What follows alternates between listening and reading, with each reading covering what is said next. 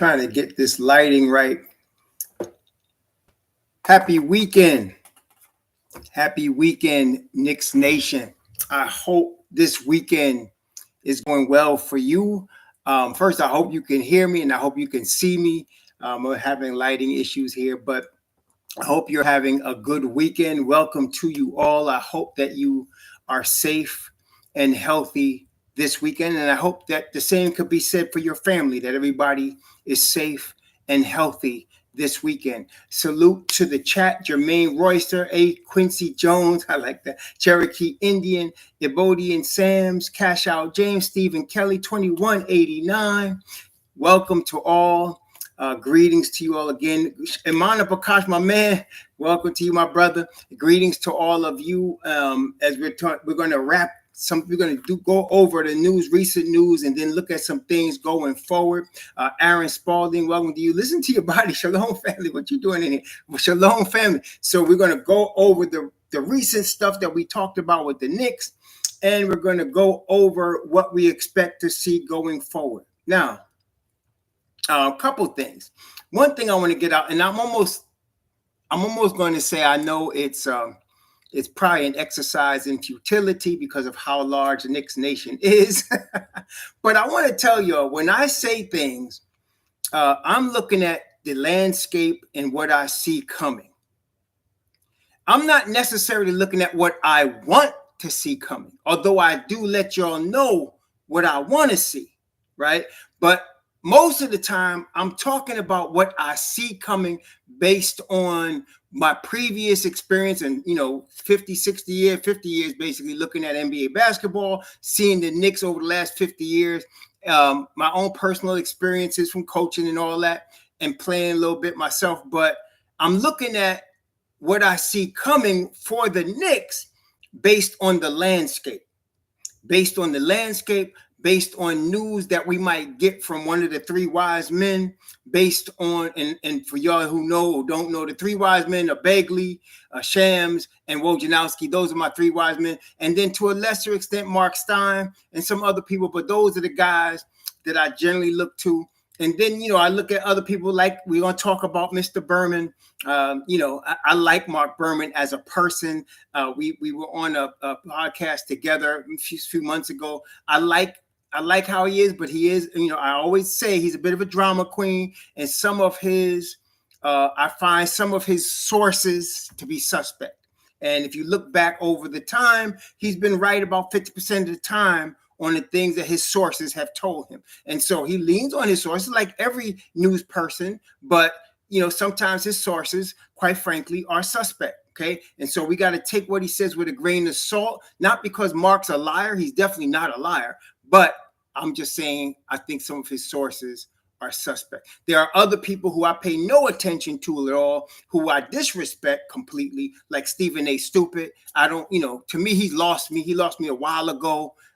He actually lost me on the Carmelo Anthony deal, because if you remember how he was ranting at that time, you'll understand. I don't even want to go through it, but he lost me a while ago. And some people are just straight clowns who I don't even pay attention to. Most of them on ESPN. I don't even want to hear what they got to say. Okay, they just straight clowns. But there's other people I respect. I respect Mark Berman, and then of course the three wise men, I respect Mark Stein. Some people I respect, some people are suspect. And then there are others who I feel like are holding a grudge against the Knicks because of James Dolan. Okay, right. I won't even say that name, Ebodian Sams. That's exactly right. 2189. Thank you already for the $2 super chat. Mark tries to break in and always gets booted out. Yeah. So, and then if somebody asked, what do I think about Chris Broussard? I think Chris Broussard is one of those dudes that built his whole career on the rise of LeBron James. I think, and I'm not speaking against that. I'm just telling you what I think. You asking me, I'm telling you what I think. I think Broussard built his whole career on his connection to LeBron James, as LeBron entered the league and was rising up and Broussard was close to him, they would ask often. Broussard would have quotes about what he thought Brown was going to do because he had inside information. And there's some guys that build their career on a connection with a player like that, like Brian Windbag. He did that also. He built his career on a connection with LeBron James, or perceived connection. And that doesn't, and what I'm saying, I guess, is that doesn't necessarily mean they know basketball, right? It doesn't necessarily mean they know NBA basketball, but they know a player. And that connection with a player will get them, with mics in front of them, in front of TV cameras, because they got a connection with a very important player, right? So that kind of thing. So that's why I think there's a class of reporters like that, that are like that. My man Gary Joseph, you are so generous. Thank you so much for the $2 super chat. Greetings, brother. Number one contract provider, my brother.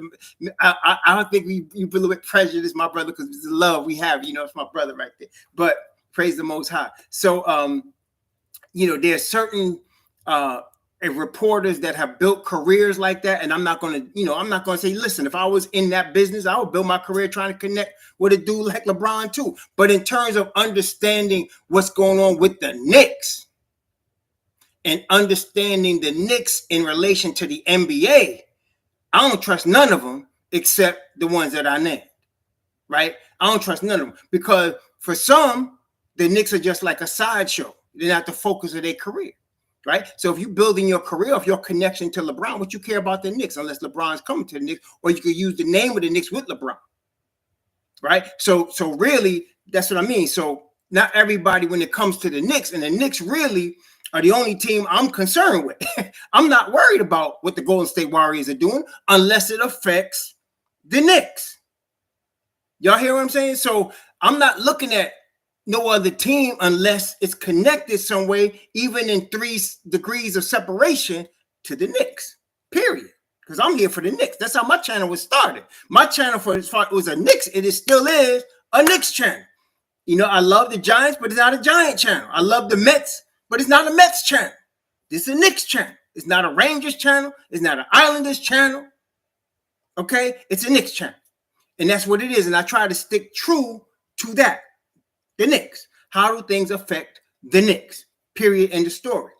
Okay. Peace to Malik, my man, superstar. All your Adrian Pagano. All right. So let's get into this. Now, first thing I want to discuss, and again, there's certain premises we need to take as Knicks Nation. If you're not with Knicks Nation, okay, you can say whatever you want, and most people do, right? But they say opinions are like anal cavities. Everybody has one, right? Opinions are like anal cavities. Everybody has one. And they will shoot they stink whether you like it or not, right? That's what it is. But don't let Knicks Nation, don't let the media dictate your thought process. Try to be as independent thinking as possible. Does that make sense, Knicks Nation? So I'm saying, don't let them dictate to you what you're going to think or how you're going to think. Let your own reason look at the situation and dictate what's coming. Okay? So let's talk, for example, RJ Barrett. RJ Barrett. You're listening to media, or you're hearing media ask this question, and tell me if I'm wrong. Tell me if I'm lying to you. You're hearing them ask this question. Is RJ Barrett worth a maximum extension? Are you hearing that a lot? Are you hearing that in the media? Are you hearing that in the media? Is RJ Barrett worth a max extension? That's what you're hearing. Now, really and truly, that's not a question. That's not a question. You know why that's not a question? And I'm a Knicks fan, and I'm a lover of RJ Barrett. RJ Barrett, of course, is not worth a max extension. He's not performed like John Morant or Luka Doncic. That's not RJ Barrett. RJ Barrett is coming along very well as our 3rd overall pick, right? But $185 million? No, you don't. We're not discussing that. What is he worth? We don't know yet. RJ Barrett's people are going to have to negotiate with the Don and them to figure that out. But there's another thing that we need to remember in terms of RJ Barrett's extension. What we need to remember, aside from how much we think it's worth, in 2 years, listen here, in 2 years, there's going to be a new TV deal, a new multimedia TV deal with the NBA, 24-25. There's going to be a new one. It is expected that that deal will be worth more than this deal that they just finishing. And by the time this deal is up, it would have been worth about, the estimates are about $24 billion. So they're expecting the new deal to be worth in excess of $24 billion. Now, what does that mean? That means that the caps are going to rise. All right, let's just get that out there.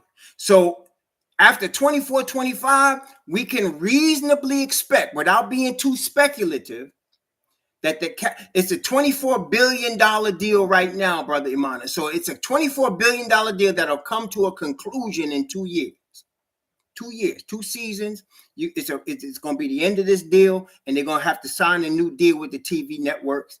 And it's expected that it's going to be a higher deal in excess of the $24 billion that they got coming right now. So what does that mean? That means all of the salary caps are going to rise because the NBA shares revenue. They share TV revenue. So all of the teams, you know, they expect, like some teams get, I think they get they earn as much as like a little over 200 million per team from the revenues of the NBA. So you're talking about a rise in the salary cap. Now, what does that mean to R.J. Barrett? That's what we're talking about now. What does that mean to R.J. Barrett? What does that mean? Put it this way. Donovan Mitchell signed a $163 million deal. Okay. The deals these players sign are based on a percentage of the cap. Okay. So they're basing their salaries on a percentage. Some players like LeBron get a higher percentage of the cap. And then, of course, your vet men's get the lowest percentage of the cap. But all of this is based on a percentage of the salary cap. Everybody got me? So with that in mind, with Donovan Mitchell, his percentage of the salary cap is going to shrink because he signed a 5-year deal. Now, I think he got a player option in year 5, but you have to understand that 4-year deal is going to be worth less under the new cap. Y'all follow me? Y'all got what I'm saying? So if I'm RJ Barrett, I'm not locking myself in to a 5-year deal. You hear me? I want a deal where I got a player option. Why? Because I could be getting, like, if RJ is getting 15% of the cap, I want to make sure I stay at 15% of the cap when the new deal comes. Okay, so you have to first understand, if you're RJ, you're 22. You're not even close to your prime yet. So you want to get a deal that's probably a 4-year deal. And if you know the Don, it's going to start off on the high side of the deal and shrink because the Don knows that the cap is rising. And so if he starts RJ off like he started with Mitch Rob and with Brunson as on the high side of their deal, and their deal shrinks over time as the cap is rising, that creates what? More cap space. Brilliant, man. Some of y'all ain't caught up to the Don yet, but that's brilliant. That's straight brilliant. Okay, that's straight brilliant. But Mitchell's contract starts off low and goes high. But even though that's the case, he's going to lose opportunity because as the cap rises, his salary ain't rising with it. Okay, his salary ain't rising with it. So that's why if you're RJ, okay, let's say they end up with 110 million for RJ. That's fine, but you want a player option. Because if RJ becomes all-star RJ, his next deal, you know, he might be talking, the cap is rising. So a $160 million deal now might be a $200 million deal in 2 years. You hear what I'm saying? So somebody signing 160 million today, that deal could be worth 200 million in 2 years. So you don't want to lock yourself in too long, but you want to get paid. You following me, y'all? So the RJ extension, the 185, whatever, it's a dumb premise. It's not even a question we should be getting involved with because it's not something that's worth our time, Knicks Nation. You hear what I'm saying? Because he going to get his money. He's not worth 185 in today's dollars. He hasn't made an all-star team. It's straight facts. He hasn't made an all-star team or all-league or NBA, all-defensive team. He hasn't done any of that. Is he progressing? Absolutely. He's progressing. He's doing what you want your number 3 overall pick to do. He's progressing year by year. And that's what you want. Okay?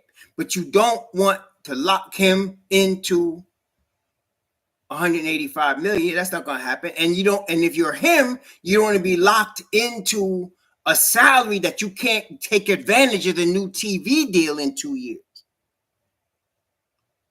You see what I'm saying? So you got, so I'm saying that's not 185 million. So what I'm saying, I don't think anybody between RJ's side and the Knicks management side is thinking 185 million.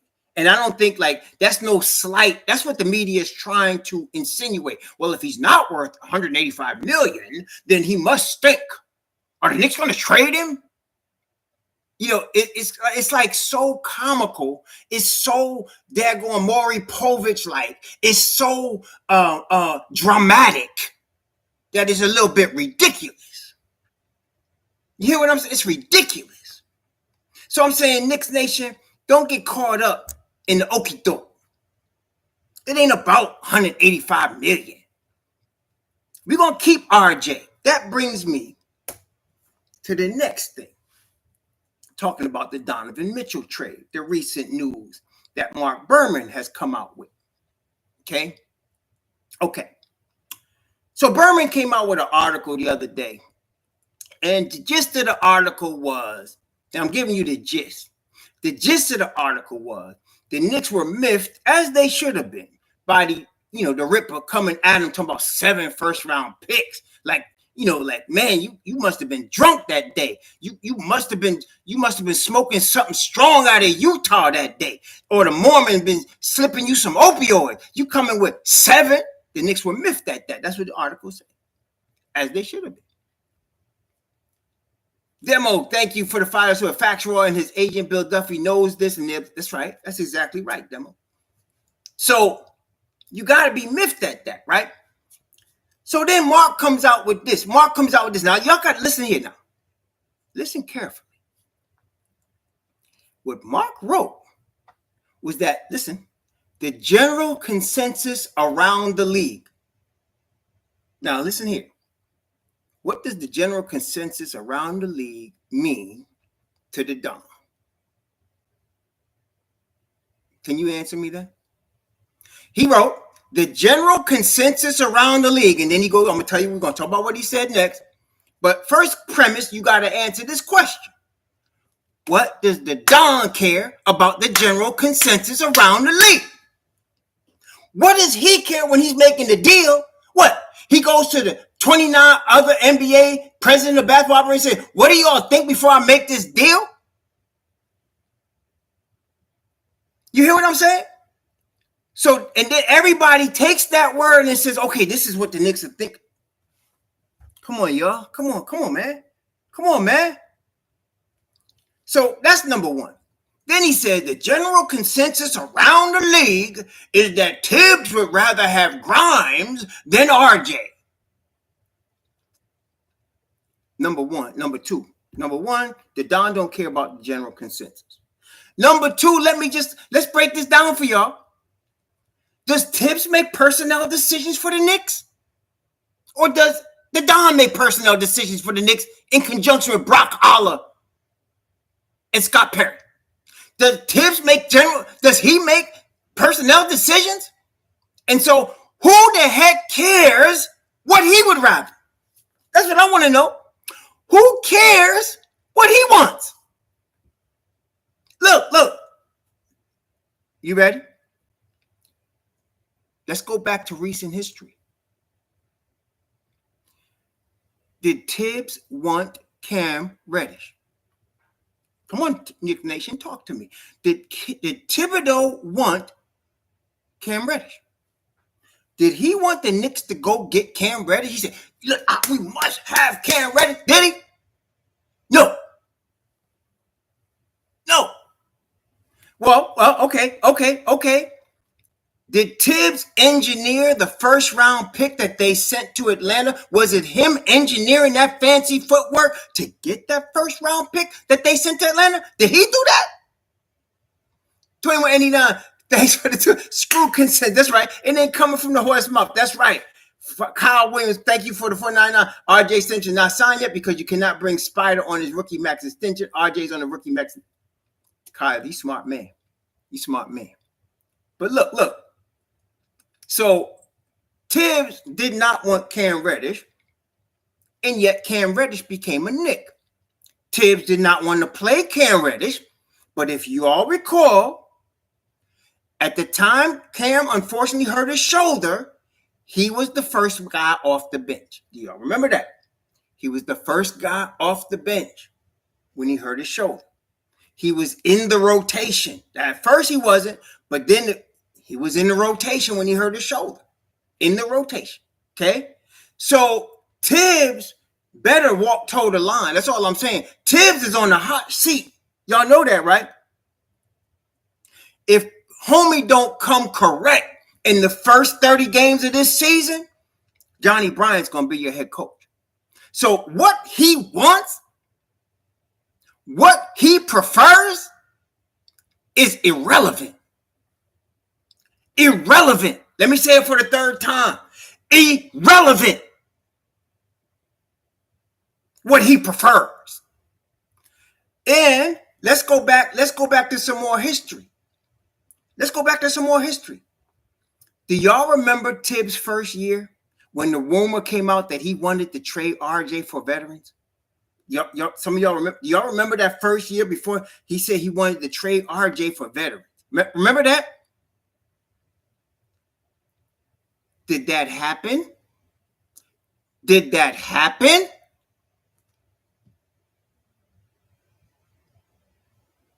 No.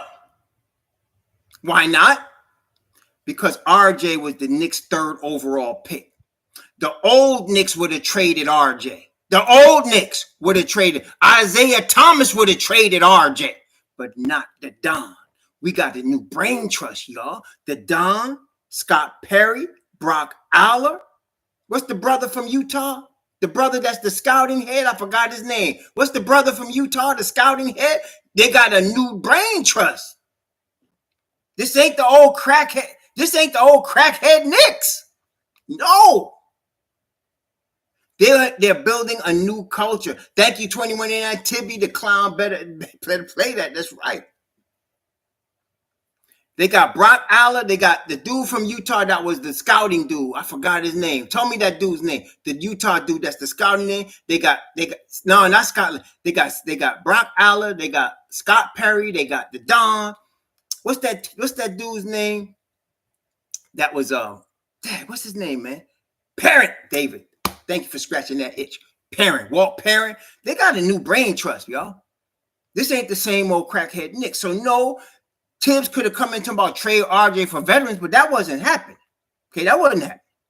All right. The fool then turned around this past season in a blowout against Utah, played a young boy, and for 60 seconds, he had no business putting him in the game. Boy hurt his ankle. Tibbs better watch himself. That's all I'm saying. Tibbs better watch himself. He could mess around and be fired by the All-Star break. That's what I'm trying to tell you. And so who cares what he wants? First of all, RJ here, and let me tell you how this plays out, because according to Berman, let me tell you how I read it. Now I'm going to tell you what all Raw Hebrew thinks about what I read it, when I read the Berman article, okay? Back in early July, if you recall, the word came out that Utah, this is early in the process, Utah wanted RJ, and that RJ was off the table. That was early in the process. Y'all remember that? So it came out early that Utah was looking at RJ, and the Knicks said, no, that's not happening, period, end of story. But that was like the first 2 weeks of July. Okay. So then it came out, and even Berman said that the Utah said, okay, we want Grimes. Right? That was the last like 3 weeks you've been here. They want Grimes. You hear me? So I think that that's true. Why wouldn't they want Grimes? Of course they want Grimes. Okay. Now you're hearing Thibodeau say, I'd rather trade RJ than Grimes. What is that saying? Don said RJ off the table. RJ off the table. Utah said, okay, I want Grimes. Then Tibbs comes to the Don and said, listen, man, I know you don't even want to trade RJ. I'd rather even trade RJ than Grimes because Grimes is my man. See, so Tibbs is crying now to take Grimes off. That's what's going on. It's not like the Knicks are trading RJ. It's like saying Tibbs is coming and saying, listen, man, I want Grimes. You want Grimes? Yes, I want Grimes. I'd rather have him than RJ. And you done took RJ off the table. I don't want Grimes being traded. Blanche Tears, thank you, brother, for the $2 super chat. Great job, old man. Yeah, all right, cool. Thank you, my brother. But see, that's what's going on. It's not, Walt Parent, thank Donald Young. It's not about, we're going to trade RJ instead of, no, RJ's not going. And if Tibbs has his way, Grimes is not going. Because we know, and it makes sense why, because Tibbs pushed to get Grimes. He pushed to get Grimes. He pushed them to get Grimes, man. Okay? And that's how they got him. So they got him, and then in the second round, they went and got Deuce Tibbs pushed for both of those kids because I knew they were Tibbs dudes, and they are. So that's what that's about. It's not about trading RJ. RJ is here. And like I told you, there's 5 players that I can guarantee you are going to be opening night roster. RJ's one. RJ, Mitchell Robinson, because he just signed his contract. He's not going to be traded because he just signed his deal. Jalen Brunson, he just signed his deal. He's not going to be traded. Jericho Sims, because he just signed his deal. He's not going to be traded. Isaiah Hartenstein, because he just signed his deal. He's not going to be traded. Those 5 dudes are going nowhere. Everybody else on the roster can be traded. I mean, technically. They're eligible to be traded. You hear what I'm saying? Those 5 dudes ain't eligible to be traded. All RJ is the only one that can't be traded because they done took him off the table. The other 4 just can't be traded because of their new contract. Does that make sense, y'all? So they're not going nowhere. That's 5 dudes. Other than that, anybody can be traded. Okay. So that was the RJ. Then earlier this year, we talked about the schedule. And brothers and sisters, 12 back-to-backs, but 1, 2, 3, 4, 5, 6 of them between November and December. 6 back-to-backs, y'all. I looked at the sporting news. By the way, I put some links in the description box about all of this recent news. I put links in the description box. We got some other things to discuss. But right now, we on the schedule, though. The Knicks are rated by the Sporting News as the 5th or the 6th toughest schedule in the NBA. Okay. See, this is the thing. I asked when I did the video,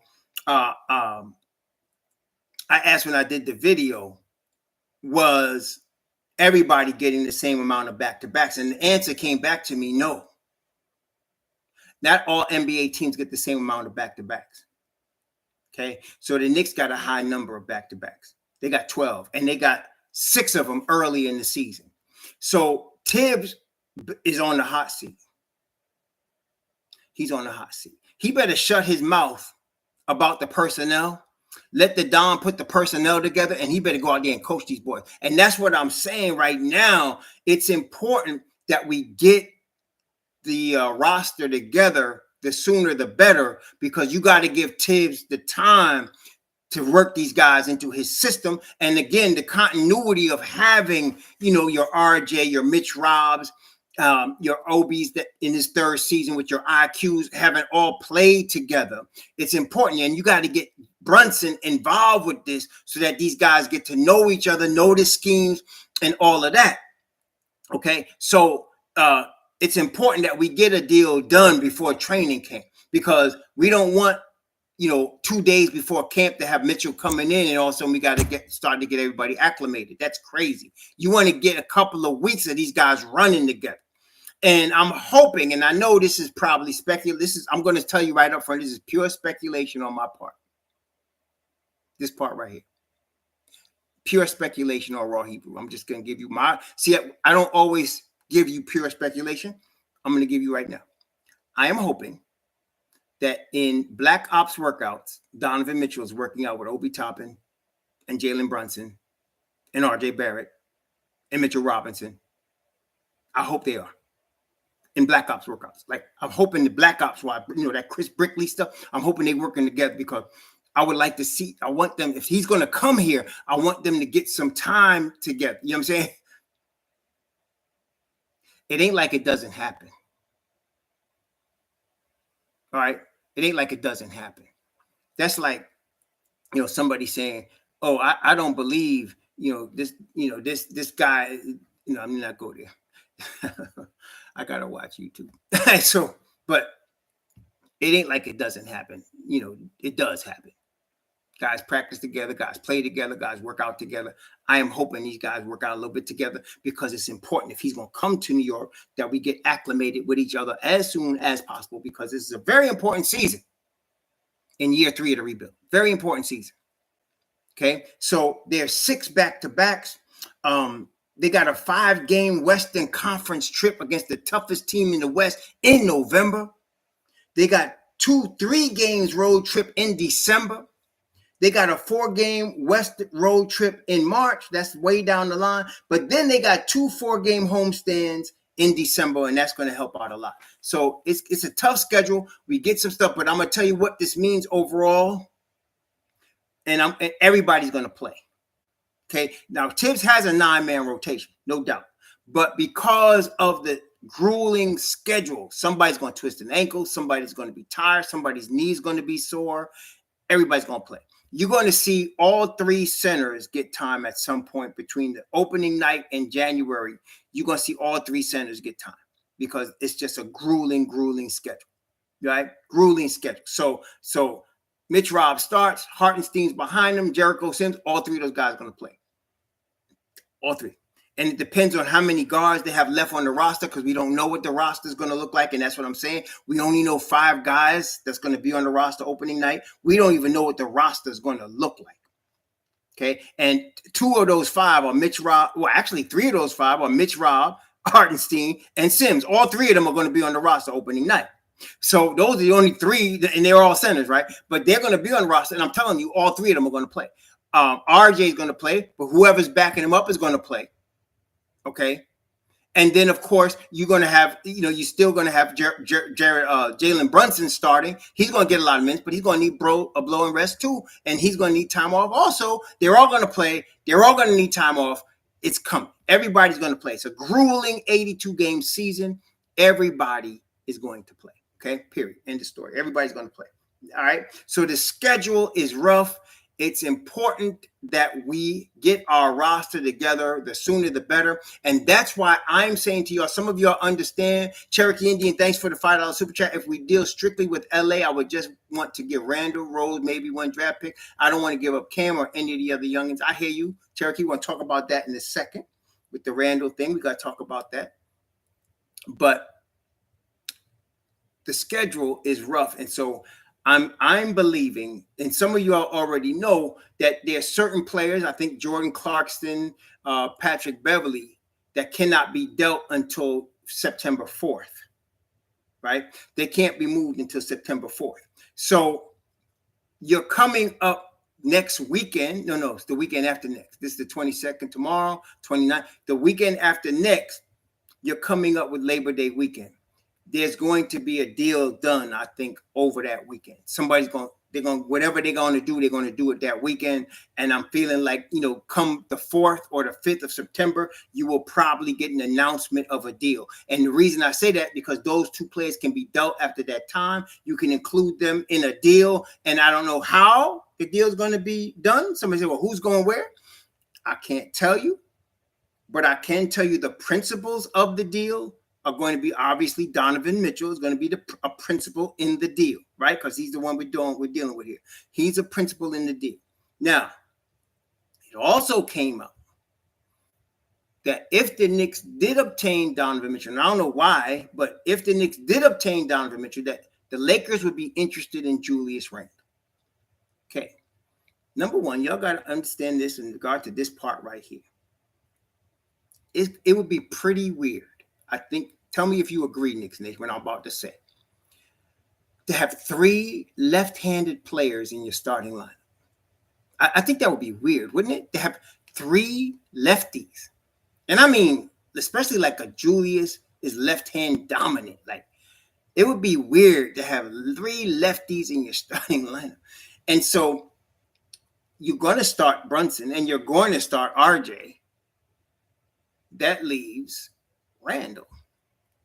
You know, I mentioned Randle and some people, boy, Randle got a strong hive.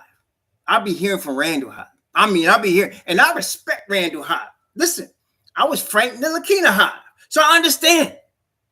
People get very upset when I mention, why do you hate Julius Randle so much?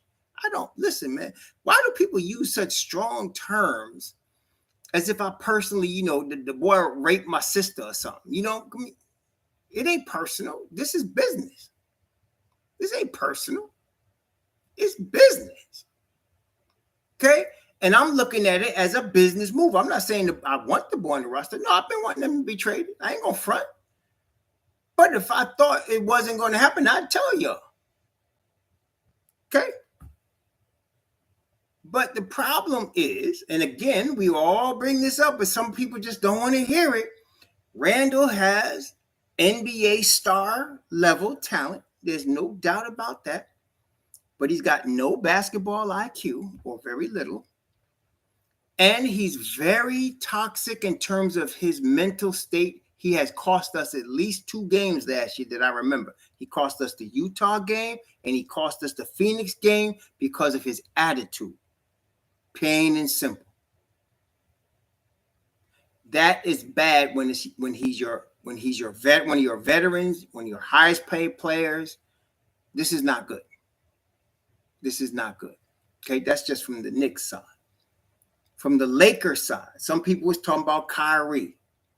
Kyrie opted into his deal this summer and said he's comfortable in Brooklyn. And Sean Marks said they will not deal Kyrie unless you see them deal Durant, and they're not dealing Durant. So Kyrie is staying in Brooklyn this season. What happens next season, I don't know. But he's staying in Brooklyn this season. So all of the fantasy NBA 2K talk about Kyrie, you can forget it. He's not going anywhere. He's off the table.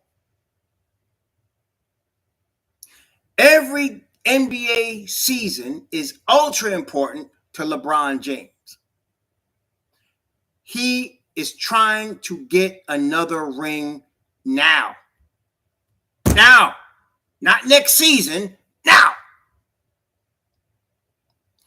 When he committed to the 2-year extension with the Lakers, that starts next season, and he's got a player option. When he committed to that, the Lakers then are able to commit to trading those 2 picks they got, the 2027 and the 2029. Kyrie is off the table. He's not coming through that door this year in Laker Nation. Then they went to Indiana. And some of you said, well, the Indiana deal is better. Let me break this out for y'all. You ready? You ready, Knicks Nation? There is no Indiana deal. Did you hear what I said? There is no Indiana deal. Somebody said, well, I read it. The Asian dude over there, he said that. Kai Check said it was coming, the Indiana deal. There is no Indiana deal. Do you want me to tell you why? I got it in the description box. There's a link to the article. You want to let me tell you why there's no Indiana deal? Because Indiana, and rightfully so, is expecting both of those number 1 picks to take on Westbrook's contract. Because they feel, and rightfully so, they can get a better deal trading Miles Turner and Buddy Hield either separately or together somewhere else. They feel like they can get a better deal. They feel like, and rightfully so, they can at least get 2 first-round picks for them 2 dudes. So why would they take on Russell Westbrook's $47 million, which they have to buy out, and their owner is cheap, and get only 1 number 1? They're not going to do that. There is no Indiana deal. And the Lakers have steadfastly said they're not trading both number 1 picks to Indiana. There is no Indiana deal. Did you hear me?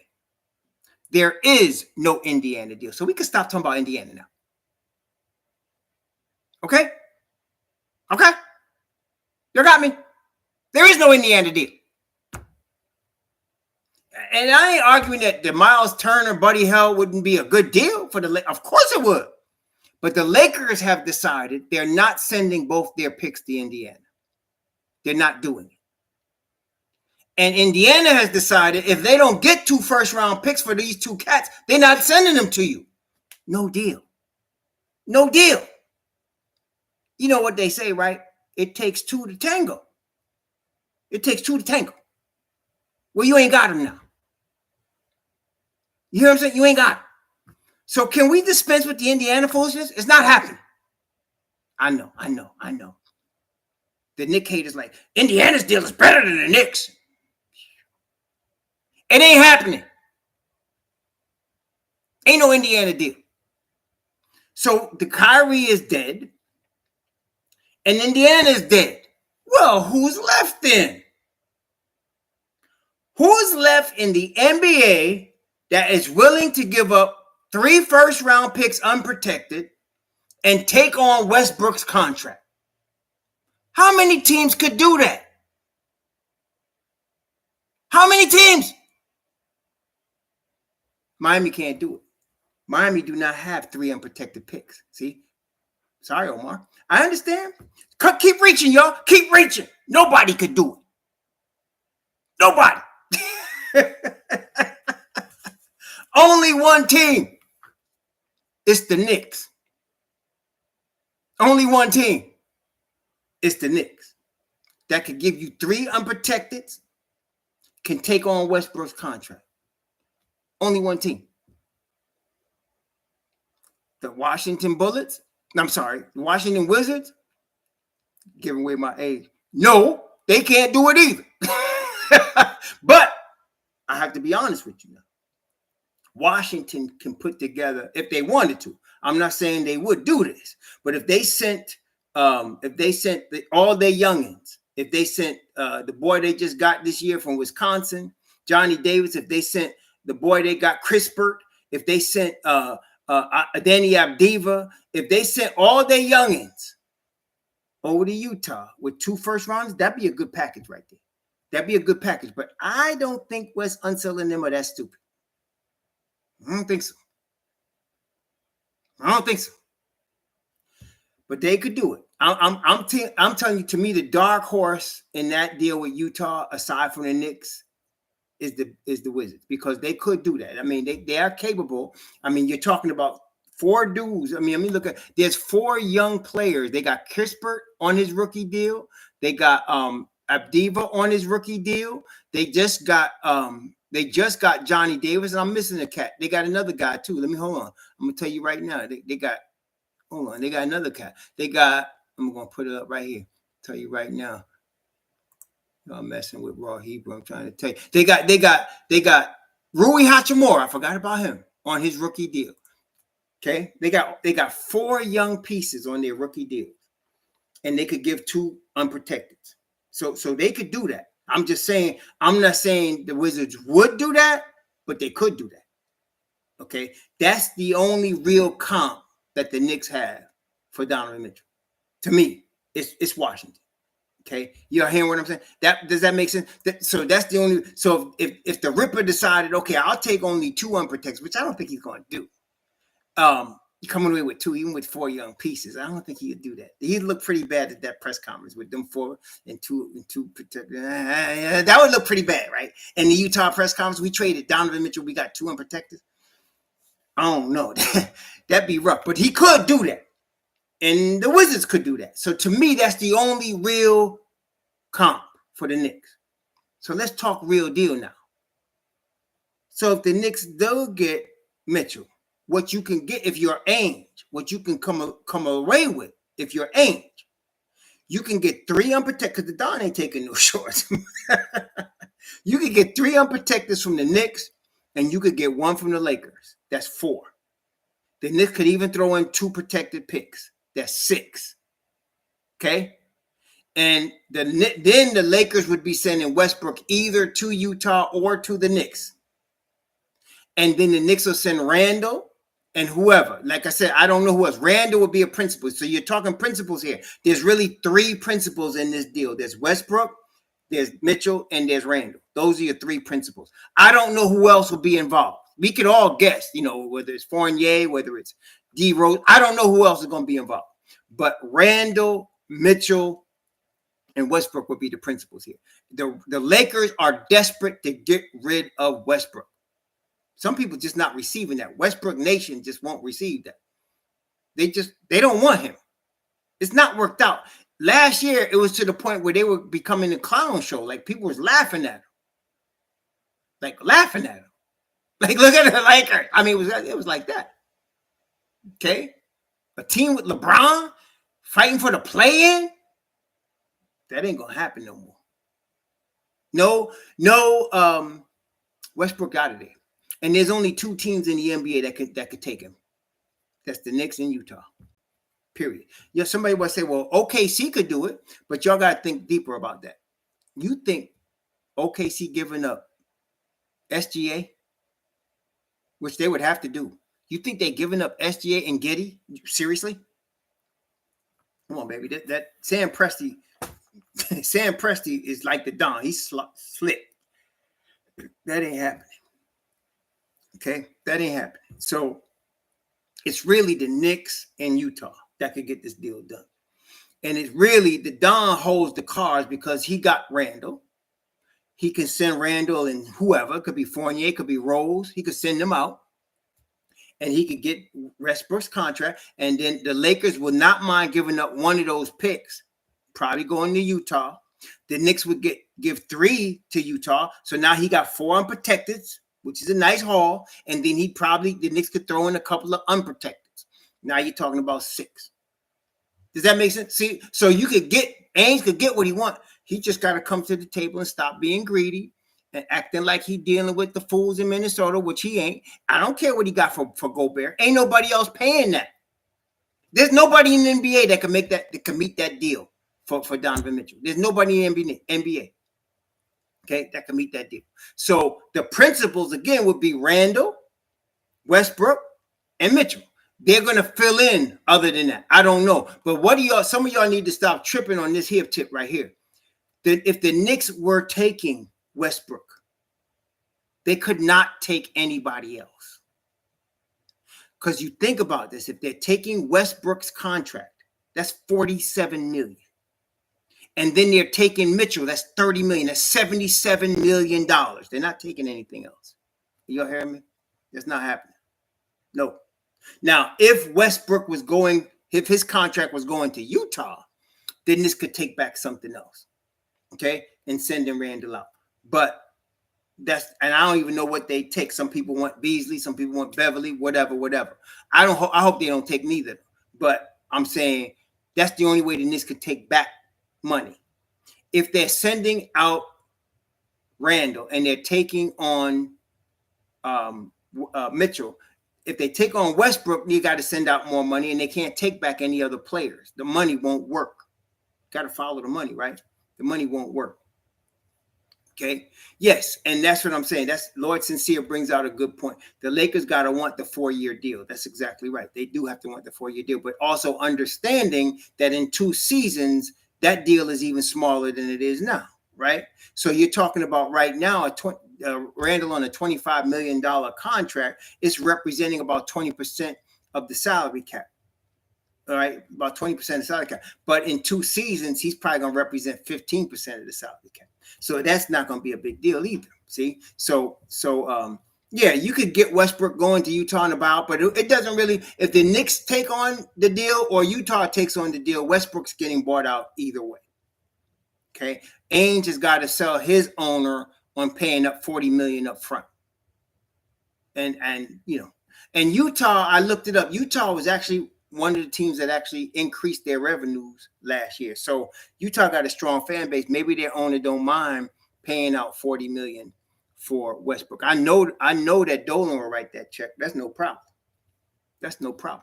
Okay, so that's the object with that Randle to the Lakers situation. So if Randle goes to the Lakers, the Knicks would be opening up room for Obi Toppin to be the starting four. They'd be opening up cap space, also getting rid of long-term contracts, and so they'd be on young team with rookie deals, and they'd be moving forward, stepping forward, and still getting a Donovan Mitchell. So that's what we're talking about. Fritz, my man Fritz Alcindor Jr., what's up? Thanks for the $4.99. Knicks keep playing with unrealistic youth. They are heavily invested in this happening. Yeah, it's definitely one thing Mark said at the end of that article, Mark Berman, which is absolutely true. It's a staring match right now, and I don't think the Don's going to blink. It's a staring match, and the Don ain't blinking. I got the full confidence. The Don is not blinking. Okay, Ainge could stomp. He could call all his homies in the media to put all kind of stories out. The Don ain't blinking. He's staying put. Okay, so either the deal gets done the way the Knicks like it, or they ain't gonna be involved with it. But one other thing we should consider: it's entirely possible. Now, this again, let me just say, this is me. The information came out that the Knicks would trade Randle if they got Donovan Mitchell. Okay, but let me tell you something. I think it's entirely possible that the Knicks deal with the Lakers even if they don't get Donovan Mitchell. I think they could deal with the Lakers directly even without Donovan Mitchell.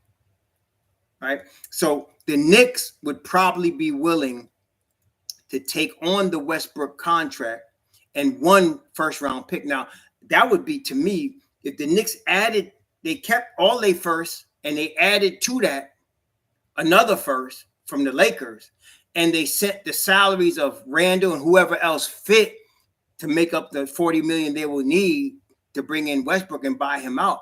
I think that's a win for the Knicks. Okay, I think it's a win. Speaking of Carmelo Anthony, did you see the other day? I saw a video on YouTube. I think it was I forgot who was interviewing him, where Carmelo was saying he deserves another chance in the NBA, that he loves the game and he deserves another chance to play in the NBA. Did any of y'all see that? Did any of y'all see that deal? That Melo was in this interview. I forgot which one of the platforms. He was one of these major ones, maybe ESPN. But he was saying in the interview, he said, he put a lot into the game. He still loves the game, and he deserves another shot in the NBA. Yeah, it was on. Let me see if I can find it for y'all. If I can put it in the description box here. It was on ESPN. It was on one of them. I just saw it on YouTube. I ain't watched ESPN. Let's see. Carmelo Anthony. Let me see here. I'll tell you right now. It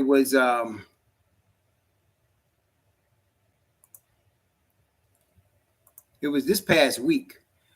Guys, where was it?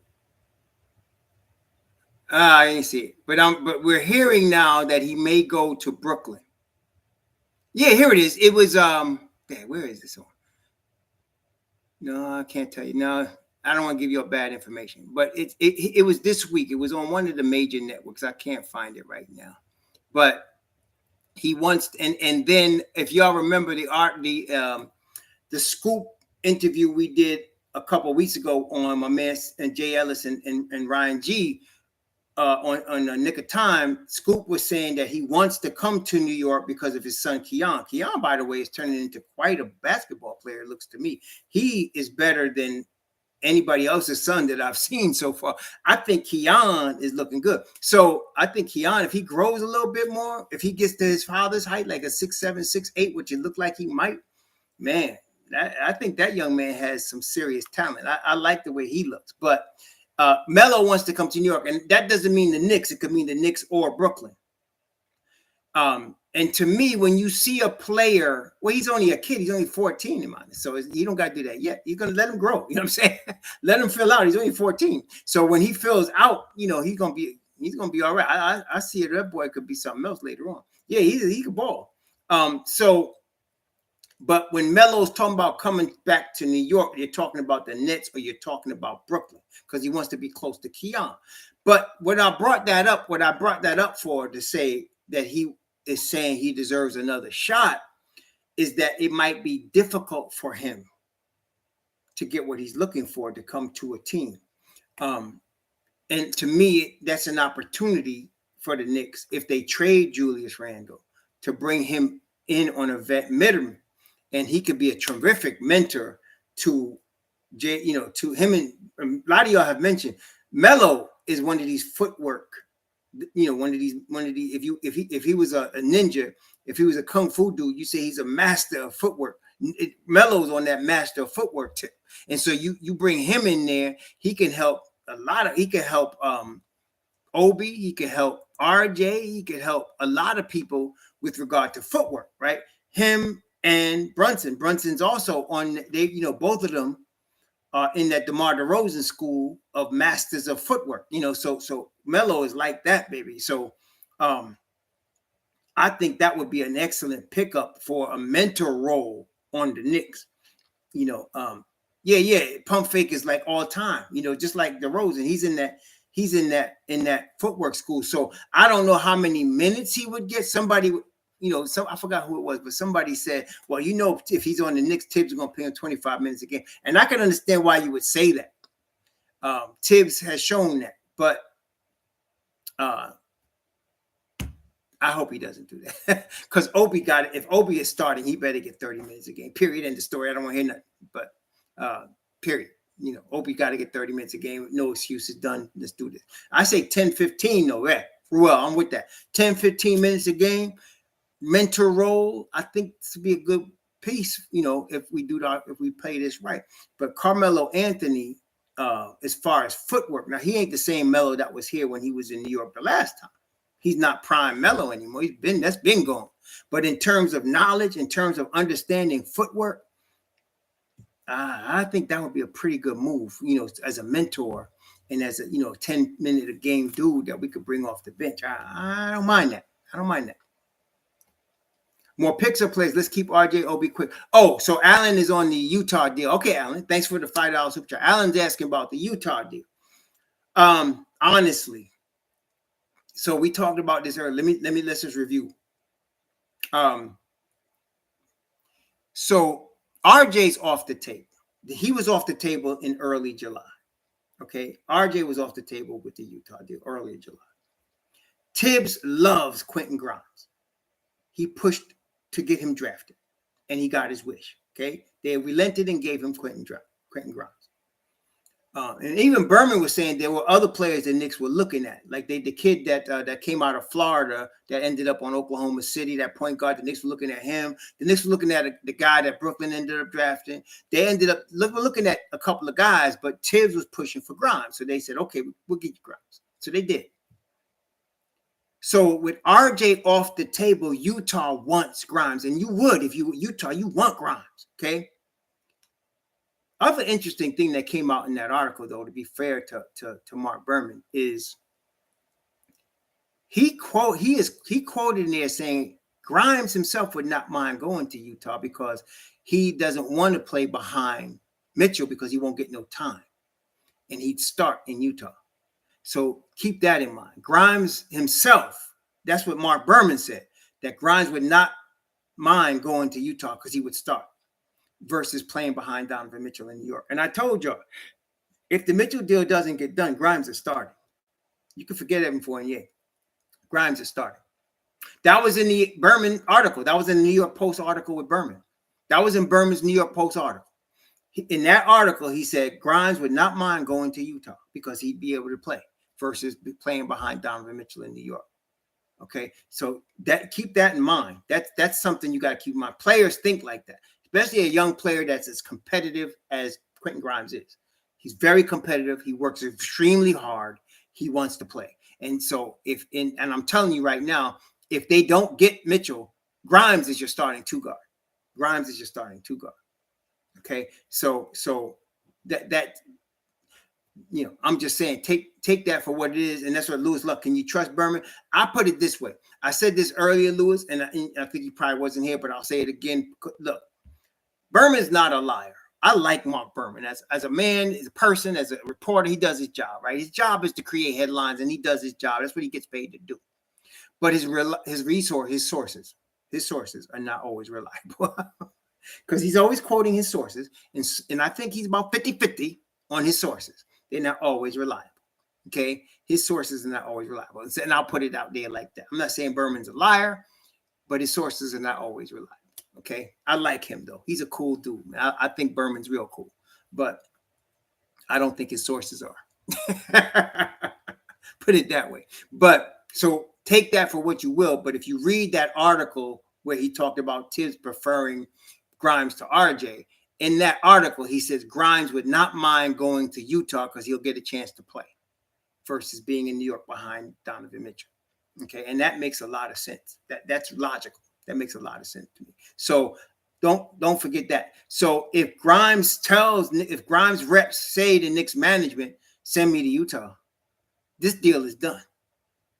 Right? Deal is done. Because now you're going to get a Fournier with a Grimes going to Utah. Deal is done. But some of you will like this. You know why? Even though I hate losing Grimes, you know what that means? That means Cam Reddish is staying in New York. That means Cam Reddish stays. The Knicks are not going to lose Grimes and Reddish. I'm going to tell you right now. They're not going to lose both their young wings. So they're going to keep one of them. So if Grimes goes, Cam stays. You know, so those of you that are in Cam Nation, if you would like that, because if Grimes says, I want to go to Utah, send me there so I can start, Cam Reddish is going to be in the rotation. He might even, I don't say he starts, but he's going to be in the rotation. He's going to be in the rotation. Okay. Yeah. So if y'all are on Cam Nation, y'all will be happy with that, because I think that would be a situation. But if Grimes doesn't go to Utah and they get Mitchell, Cam is a candidate for the Lakers. Just be honest. Cam is a candidate for the Lakers, man. Well, I think, okay, so let's talk about that. If Cam, Amon said 10 minutes for Cam, no, he'll get more than that, because if you got RJ and Donovan Mitchell on your wing, whoever that third wing player is, it would be Grimes or Cam, is going to get a lot of minutes. It's an 82-game season. So the guy that's the third dude in that wing rotation is going to get probably 15 to 20 minutes a game. And remember, Cam could also play small ball 4 if he needs to. Cam could play 2, 3, or 4. That keeps him on the floor for extended minutes. That's how they was doing it this past season. Cam played 3 positions with the Knicks before he got hurt. So he could do that. So that would keep him on the floor for extended minutes. You see what I'm saying? So I think 20 minutes is not unreasonable if Cam ends up staying on this roster. Okay. So yeah, he could play small forward. He could play small ball 4. He can play 2. Cam could do all of that. That's how talented that gentleman is. He can play all of that. Okay. So yeah. So that's what I'm saying. So watch that one, because if Grimes agrees to go to Utah, he might end up going out there anyway. He might, because he gets to play out there. Okay, he gets to play out there. So that's where we're at. So the schedule we talked about. Thanks, Mike K. Randle, Fournier for Westbrook. First team is Brunson, Grimes, RJ, Obi, Mitch, bench Rose, IQ, Cam, Melo, iHeart, Deuce, Sims, 11, 12. Now that's a team. Let's see. Randle, Fournier for Westbrook. All right. And then you have Brunson, Grimes, RJ, Obi, Mitch. Brunson, Grimes. Okay, I like that team. Randle, Fournier. Yep, that would work too. That's 41 million. That would work. And then in the first, now that would work. Mike K, that would work. Now, I don't know if that's how the deal will go down. We're guessing, but I'm not going to say that's an unrealistic. To me, that's not unrealistic. I don't say that's not delusional what Mike K put out there. Thanks for the $5, Mike. That's not delusional at all. That's a realistic situation. So we don't get Mitchell, but we trade Randle and Fournier for Westbrook's deal, and we get a first back, and you get Brunson. You know, I'm going to be honest. I know some of y'all going to think I'm crazy, but I almost would rather that than deal for Brunson. I ain't going to front. I almost would rather that. You know why? Because look at what the let me scare. I'm gonna put you on the spot, Mike K. Let me put what Mike K up here. Look, the Brunson, Grimes, RJ, OB, Mitch. You can't tell me they can't play no defense on that unit. You can't tell me they can't play no defense on that unit. And look at Mobb Deep. Rose, IQ, Cam, Mello, Hartenstein. Come on, baby. That's Mobb Deep right there. That's Mobb Deep right there. Okay? So you can't tell me that crew can't play no defense. Yeah, I would, man, I would not have a problem. Mike K, I would not have a problem with that. But we'll see. But dang, we're gonna see what happens here. This is gonna be very interesting. But I'm gonna tell you again, I think Labor Day weekend, they're gonna work something out. Watch Labor Day weekend. I think they're gonna work something out. Labor Day weekend. I think that weekend they're not gonna be at no cookouts. They're gonna be on the phone. Labor Day weekend. They're gonna be on the phone. Okay. Labor Day weekend, they're gonna be on the phone. So yeah. So we're gonna see. I think they'll get something done around the 4th or the 5th of September. Labor Day weekend is going to be the 2nd is the Friday, the 3rd, the 4th, the 5th is a Monday, the 6th is Tuesday. Watch them get something done come Tuesday, Labor Day weekend. I'm pretty sure. Yeah, I wouldn't be surprised if they got something done. Y'all see what I'm saying? Because now you can include Patrick Beverley and Clarkson. I'm not as high on Beverley being part of this deal as I am on Clarkson. I could see Clarkson coming in and being in this deal because he's 6th man of the year, former 6th man of the year, can shoot the ball off the bench. That's somebody LeBron would love coming off his bench. With that crew, JJ, perimeter defense, no, that's no problem. Wait. Let's go. Mike, let's put up Mike's team again. Hold on. What perimeter defense? What are you talking about? Brunson and Grimes? There's no perimeter problem there. OB and RJ and Mitch Rob? Where's the perimeter problem? Ain't no perimeter problem there. Not with them cats. And listen, Brunson ain't no turnstile on defense. I don't know what y'all. Brunson ain't no turnstile on defense. He's just small, but he ain't Kemba Walker on defense. No, he's not. You know what I mean? No. He's not Kemba Walker. He's not Jose Calderon. That's not Brunson. Okay. I'm not saying he's not Marcus Smart. He's not Marcus Smart, but he ain't no pushover. He ain't no pushover on defense. And Grimes could lock up any wing. I'm trying to hear that. If you don't understand Grimes can play some D, you better go ask somebody. Shoot. If you don't know, you better go ask somebody. Shoot. Grimes can play some defense. I don't know. Ain't no perimeter problem there. Yeah. I mean, he got a big head, period.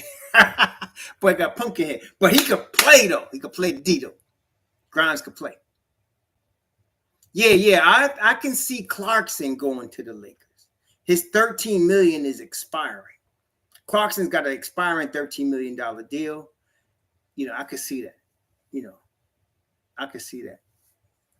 Okay, I could see that. So, yeah, we're going to see. But the principles would be, again, Mitchell, Randle, and Westbrook. So we're going to see what happens. Now, like I said, it's entirely possible that the Knicks deal, and I'm not saying it's likely, but it's possible that the Knicks deal directly with the Lakers and tell Ainge to go kick rocks, and they deal directly with the Lakers. That's entirely, and I think I'm not alone if I say I wouldn't mind that. What do y'all think? In fact, it sounds like a poll time. It sounds like poll time.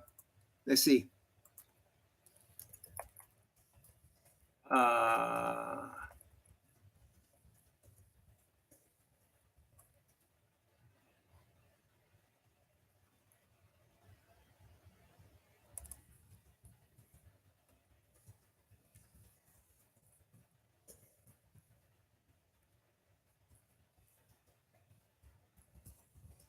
I'm putting this up.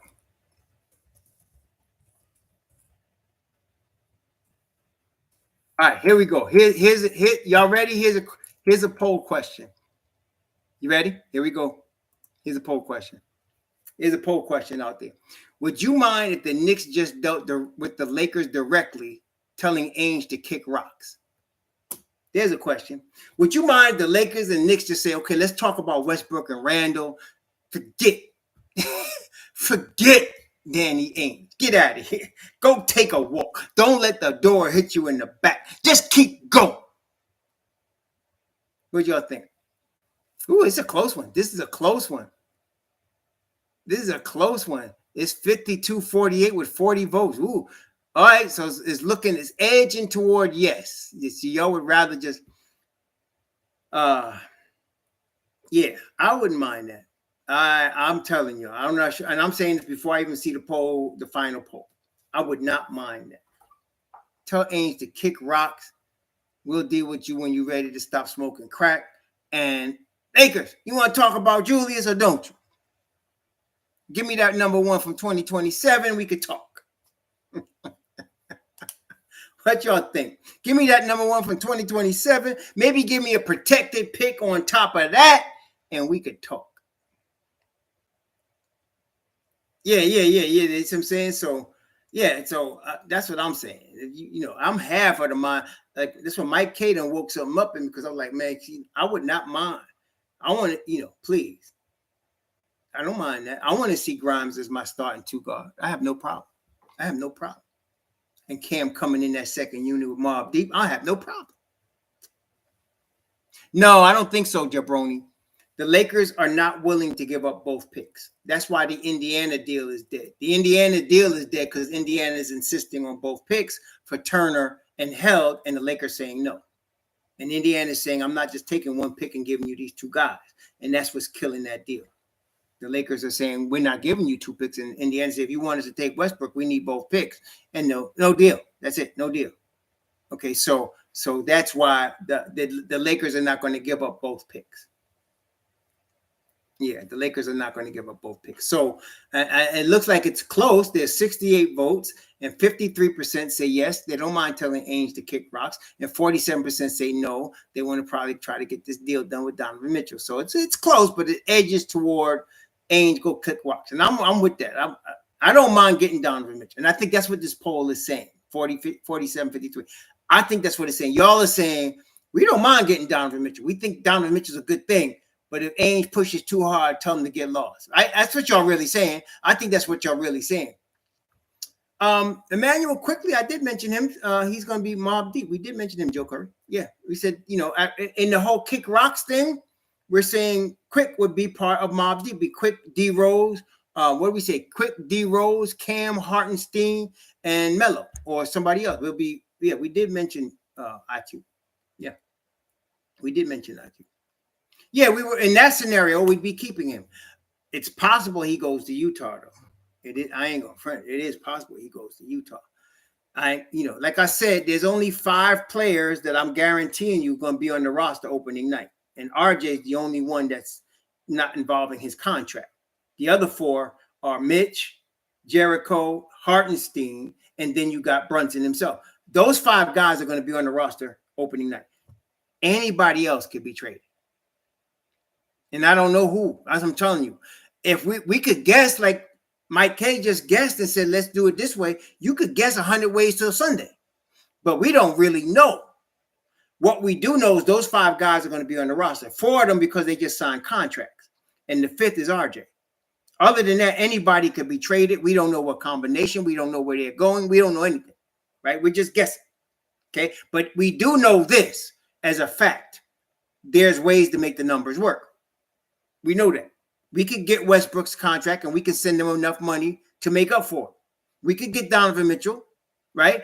And we could send them the picks, 3 picks and whatever. We could send them 4 if we wanted to.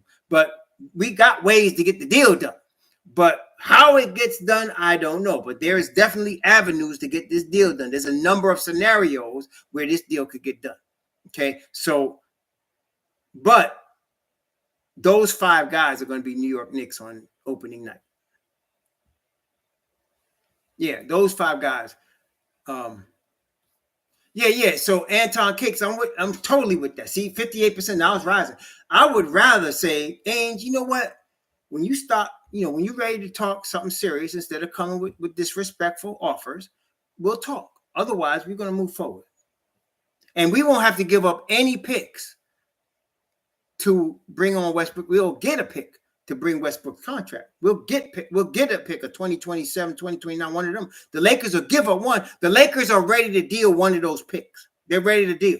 So who's going to take it? Well, Indiana's not taking it, and the Nets are off the table. So we can forget them. The Washington Wizards are not trading anything to the Lakers. That's not happening. There's only really one team or two teams that's out there that could deal with the Lakers. That's the Utah Jazz and the New York Knicks. That's it. Okay, that's it. And I don't think Ainge even wants to trade two players for one pick.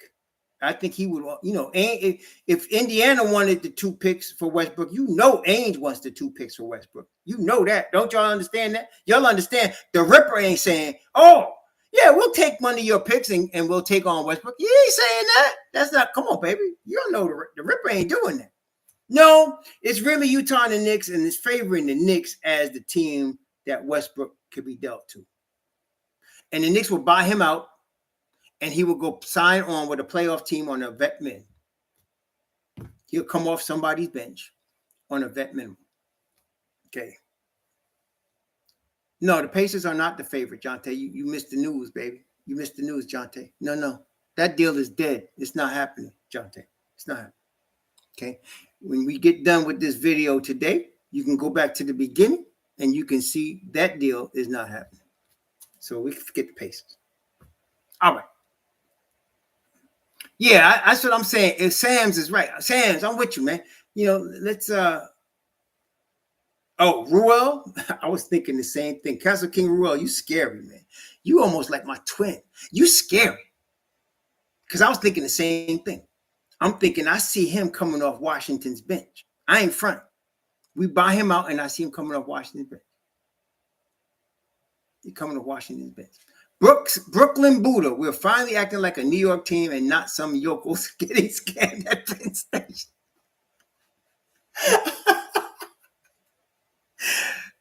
Thank you for the $5 and the laugh, Brooklyn Buddha. I greatly appreciate that. He said we finally acting like a New York team and not some yodels getting scammed at Penn Station. That was good, baby. That was good. I ain't gonna give it to you. That was all point. That was all point, baby. That's all point. Brooklyn Buddha, that was nice, man. That was nice, brother. That was good.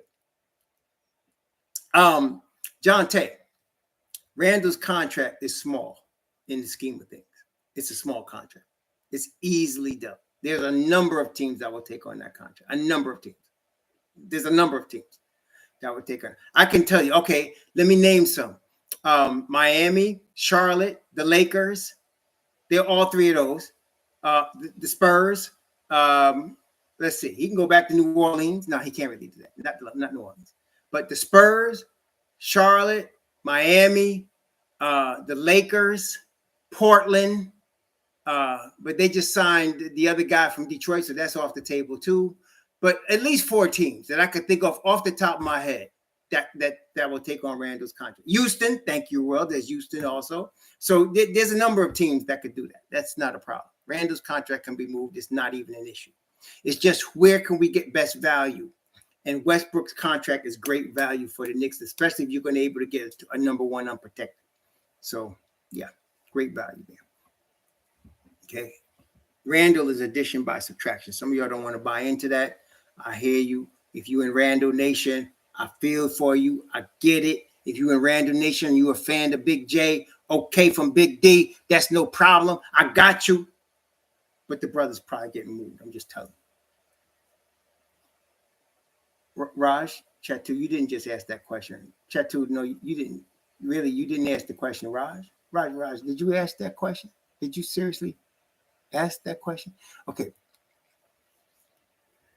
Raj, Chatu asks, why would we waive Russell Westbrook? Raj, you did ask that question, didn't you? Raj Chatu asked the question, why would we waive Russell Westbrook? Okay, let's go for the Raj, I'm gonna break this down to you like you're a 5-year-old. Okay, I'm going to break it down like you're a 5-year-old so I can help you out understanding why we would do that. Number one, Westbrook is an expiring $47 million, which means, and I'm trying to be honest, I'm going to be real with you now. I don't want to laugh at you. Just, he asked the question. Which means, Raj, that next summer we would have $47 million of cap space from his contract. Okay? So number one reason, there's several reasons. I'm just starting at the top here. We'll have $47 million of expired money next June. So far, so good, Raj. All right, I'm going to give you some more, but that's the first one. So now, because you know what, Raj? We got to pay RJ next year. RJ is getting paid next year. We got to come up with that money. We don't want to, go over the cap. We don't want to get into tax territory when we're in year 3 of the rebuild, right, Raj? So we want to get rid of $47 million of long-term money to free up. Okay, that's number one. Number two, Westbrook is finished as an NBA starter on a playoff team. He's finished. He'd be good off somebody's bench. So somebody might ask, Raj might ask, why wouldn't we have him on our bench? Because we got Derrick Rose, Emmanuel Quickly, Cam Reddish, Quentin Grimes. So who you cutting out to give all behind Westbrook the minutes? You got to cut somebody out to get minutes for this boy. Right? So we need to open up minutes for our youth in year 3 of our rebuild. And we need to open up $47 million of cap space for RJ. Is that cool, everybody? Everybody, does that make sense? That's why we would want Westbrook, and that's why we would immediately pay him $40 million and tell him to take a walk. That's why. No. Luck Charm 22. Try to stay with me, Luck Charm. We don't need the whole 47 for RJ. We need it for, listen for it now, flexibility. Flexibility, Luck Charm. See, stay with me now, brother. Stay with me now. Stay with me. Flexibility. Yes. Margaret Edwards, I will buy you a steak dinner if Westbrook is not waived. I will buy you a steak dinner, Margaret. Hold me to it. I will buy you a steak dinner if he is not waived. He is being waived. Period. End of story. But then again, if you lose this little wager, I like Outback. How about Ruth's Chris? I'll take that. I like a ribeye. Well done. Because he's being waived. Okay? He's being waived. That's why. So now we understand. Yes, right. $21.89. We did go to Ruby Tuesday. I ain't going to front. Now, this steak wasn't too bad. I mean, Iman Bakash, what did you have that night? I had the steak. What did you have? Salad bar, $6. The steak was good, though. I ain't going to front. But Carrabba's has a better steak. Outback has a better steak. Oh, no problem, Keith Watkins. Thanks for the super chat, and I appreciate how you did that, Keith Watkins. He said, "Quick synopsis, please." Okay, Keith, we're gonna go into that. Let me just make sure we got this other education done. Okay, this education about the Westbrook deal. He would be waived immediately. We would buy him out. He would go to a playoff team to try to help them off their bench, and we would create $47 million of cap space next summer. Part of which could be used. You hear me, Luck Charm? Part of which can be used to sign RJ, part of which can be used to create flexibility. Okay? Y'all got me? Stephen A. Stupid. No. Y'all got me? Okay, now, quick synopsis for my man. My man that gave up the $2 super chat. My man, I'm going to give you the $2. Keith Watkins. Quick synopsis. The schedule, we talked about the schedule real quick. Schedule is tough. I like Morton's too. I didn't think Morton was still in business, JD.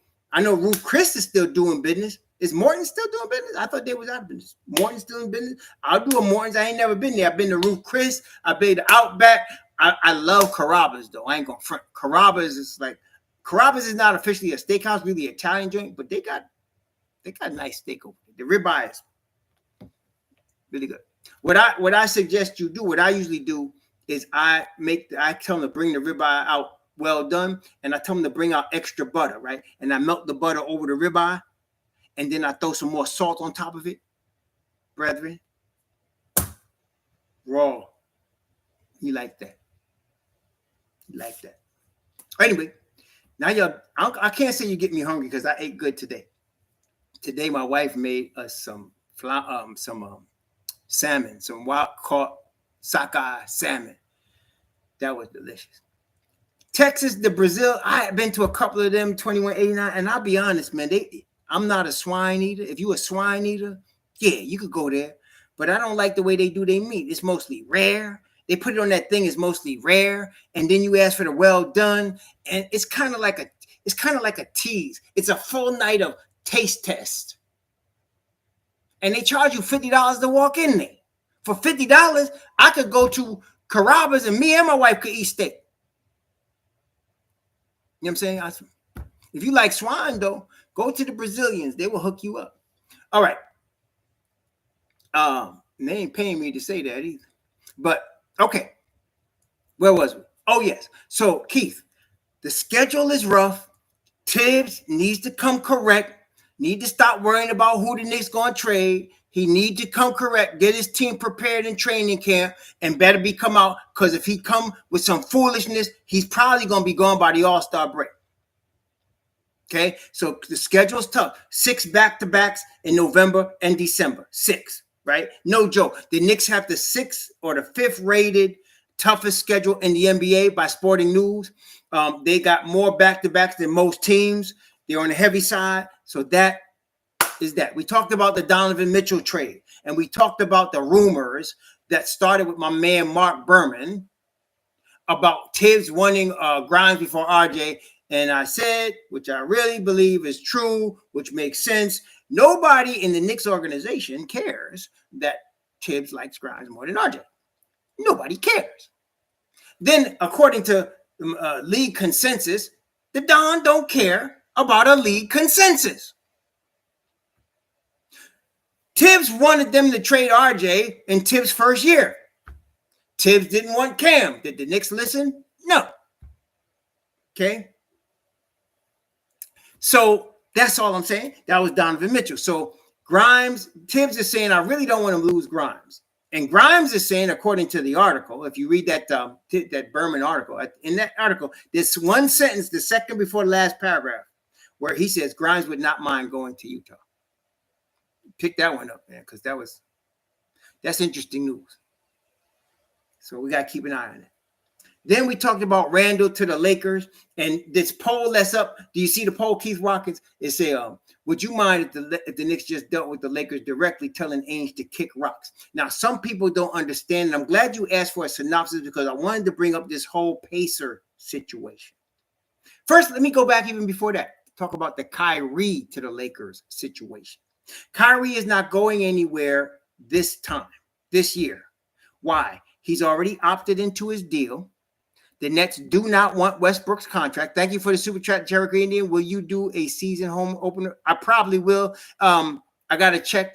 I think it's on a Wednesday night. If it is, I'll probably check because I do my Bible studies Wednesday night. The second game is on a Friday night. I will not be doing that. That's Shabbat for me. So I'm going to be going over that game Saturday night. But the beginning, I think the first game of the season is on a Wednesday night. I'll probably be able to do that if I do my Bible study at 6:30, and then the 7:30 game. We might get a live stream going there. Got to see what's going on at that time. I will definitely let you all know what's happening. Or I may be helping out my man Jay Ellis. Sometimes I try to help my man out. Give him support for his channel.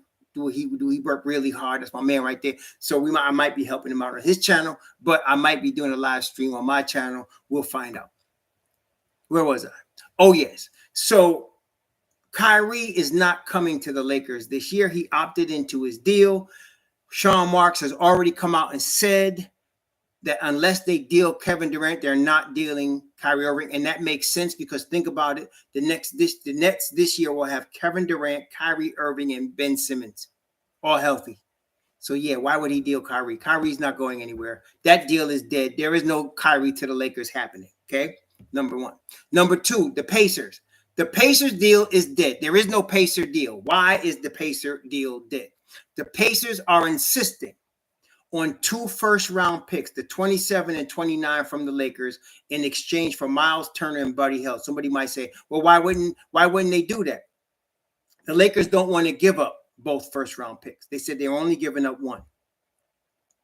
So there's no deal. And the reason that would be a dead deal right there is because the Pacers could reasonably expect to get from other teams 2 first-round picks for those 2 dudes.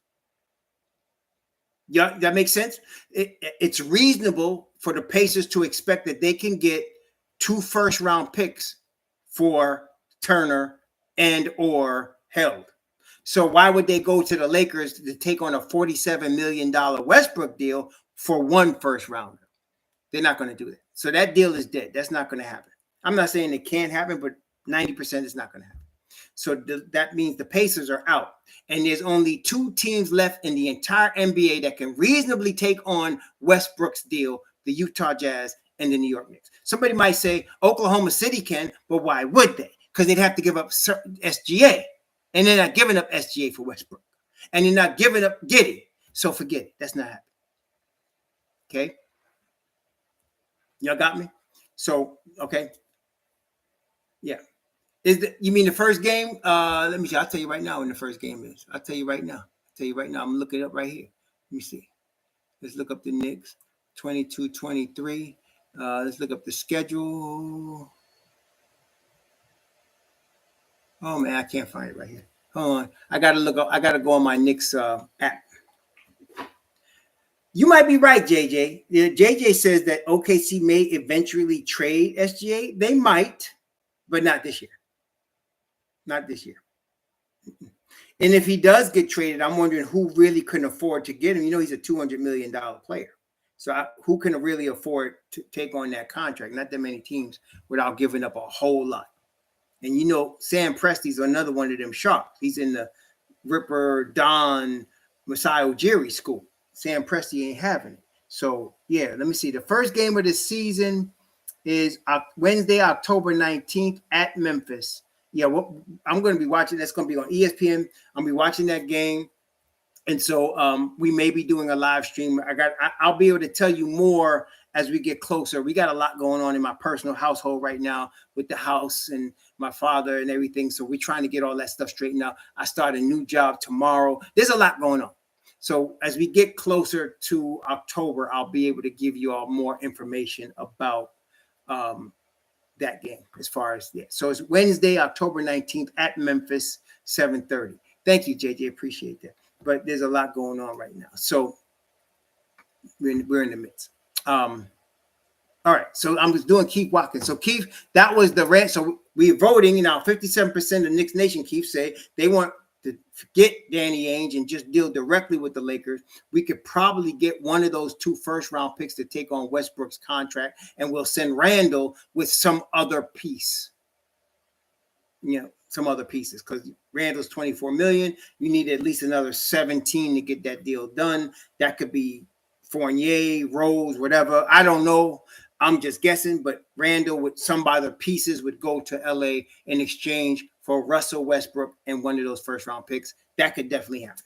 Okay, so we'll see. I would think that the Don would get Westbrook, a first-rounder, and probably a protected first. Knowing the Don, he's going to probably get another protected first with an unprotected first, and he'll take on Westbrook. See, if the Pacers are willing to do that, they might get a deal done, but the Pacers want 2 unprotected first to take on Westbrook's contract. I don't know about that. I like Spider's a more mature player, not mentally mature, but his game is more mature than Sexton's. The Knicks are in year 3 to rebuild. I like Spider better than Sexton for this particular situation. Sexton, if we didn't have Brunson, I would be all in for Sexton. But we got Brunson. And I don't like that pairing. I don't like the Sexton-Brunson. Sexton's a little too small, a little too much a little too raw, no pun intended. And he needs a little bit too much more seasoning. Not that the boys can't play now. He can. But I just don't like that pairing. I'd rather have Grimes next to Brunson if I'm not going to get Spider. Yeah, and I agree with Margaret Edwards on that. So we need our young guys to play. Sexton I just don't feel he fits with Brunson. Yeah, but Sexton wants to start. Sexton's not signing with a team unless he's starting. And I wouldn't blame him. He's a $20 million player. He's going to start. Yeah. Yeah, so Sexton's going to want to start. He's going to go to Utah to start if he went there. He's going to a team to start. If he's going to come off the bench, it would only probably be for Cleveland because he's on that team already. Depends on how much they're willing to pay him. Yeah, we don't know, JJ, that he's not. We don't know. I think Sexton's going to end up. I heard Dallas and Utah were interested in Sexton. I think Dallas is a really good move. I would not be surprised if he ends up next to Luka Doncic because Luka's 6'8", right? Sexton is short, but Sexton is a dynamo. I would not be surprised. Yeah. So, but Keith, I hope I gave you that. And then, so the Kyrie deal is dead. The Pacer deal is dead. The Knicks are not going to pay too much for Donovan Mitchell. Ainge is tripping, and the Knicks are saying, either come correct or don't come. So we might be able to deal directly with the Lakers. And then you have LeBron's timeline involved here, which is why they're not going to wait till next summer to see if they can lure Kyrie here. There's no need to do that. He's not going to do it. Luka's 6'6", Jabroni? Is he 6'6"? I thought he was 6'6". He's 6'6". I thought he was bigger than that. Is he 6'6"? Let me look this up, man. Not that I don't trust you, Jabroni. Let me look this up here. Let's look it up. Ain't no need to argue about it. Let's go and find out. I'm looking up Basketball Reference. Let's go to the Dallas Mavericks. And I'm going to look up Luka right now. He said he's 6'6". All right, let's see what he is. Luka Doncic. Luka is 6'7". They got him listed as 6'7". So I was wrong and you was wrong. They got Luka listed as 6'7". 6'7", 200 something. He's lost some weight this year. Watch Luka be an MVP candidate. You trying to say Luka's feminine? Don't do that. And me, boy, don't say that about Luka. Luka ain't going that way. That ain't Luka. He ain't going that way, man. Nah, Luka like dresses. I mean, anyway, you're gonna try to get me in trouble. You're trying to get me in trouble. I'm not falling for the okey-doke. So we're going to see what happens, but I expect the deal to get done over the Labor Day weekend. Yeah, he is. I expect the deal to get done over the Labor Day weekend, and I'm expecting at the end of that weekend we will hear the announcement of a deal. I would be shocked if it didn't happen at that weekend. They're not going to be at the cookouts. They're going to be on the phone trying to get this deal done. We're going to see how it works, how it all pans out. We will know. Yeah, I know, Jabroni. They almost got me going with the alphabet gang and the rainbow, but I ain't going for the okie doke. But Luka is not a rainbow dude. That's all I'm gonna say. I don't think Luka's a rainbow dude. I think Luka's not a rainbow dude. I don't think Luka's part of the alphabet soup. You know what I mean? I think Luka, yeah. I'll leave it there.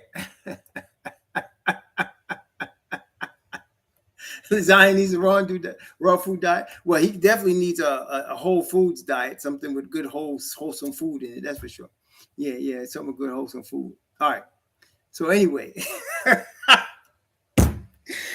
yeah. So the final poll was 56% favor. It was 166 of y'all. 56% said tell Ainge to kick rocks and let's deal direct with the Lakers. I cannot argue with that. I am totally with that. I don't think it's going to happen, but I'm totally with it. I think the Knicks are going to end up dealing for Donovan Mitchell. I just don't hope I hope they don't give up too much. I'm trusting the Don on this one. Yeah, exactly. He's eating the whole table. I'm hoping he's eating some good vegetables, some good fruit, some good solid, organic meats. He can afford it. And so, some solid eggs. Stay away from the cookies, the cakes, the pies, the chips, and all that. And, he'll be all right. Yeah. Oh, man. All right. I want to thank you all for making this so much fun. Y'all always make it fun. That's y'all. I came in here to have fun, and I did. Y'all always making it fun. And I really appreciate that, Knicks Nation. And also, I appreciate y'all coming. You know, it is Sunday. Y'all, you know, like me, got to go to work tomorrow. Everybody got to do their thing. Be safe out there. Be healthy. Hope you and your family safe and healthy. And all y'all that put the super chats out, double thanks to y'all. Blessings upon y'all for what you did. I greatly appreciate that. All of you guys putting out the nice super chats with the nice comments. Beautiful, beautiful, beautiful. Blessings on you as well. And may the Most High continue to bless you and keep you safe this weekend. We'll see you on the other side. Something comes up. Now, nowadays, you're going to see me either come on very early with a video or after work late with a video. Probably early. I'll probably be doing them earlier. But that's it. We'll be working hard. No, of course I don't want McBride to go in the trade, but that don't mean it ain't going to happen, right? That's what I said. There's a difference between what I want and what I think will happen. McBride can certainly be involved in the trade. I don't want to see Deuce go anywhere. I love Deuce. Deuce and Mitch are my dudes, but it might happen. You know, it might happen. Thank you all for your well wishes. Greatly appreciate that. We will be in touch with regard to October's game, but I have a feeling we're going to be in touch a few times before that because I think something's going to happen. Like I said, I'll be watching for Labor Day weekend. I'm thinking something's going to be pulled during that weekend, and we'll see that on the other side. I'll be shocked if it didn't, but we'll see. Y'all have a great rest of your Sunday. Again, thank you all so much. Sure.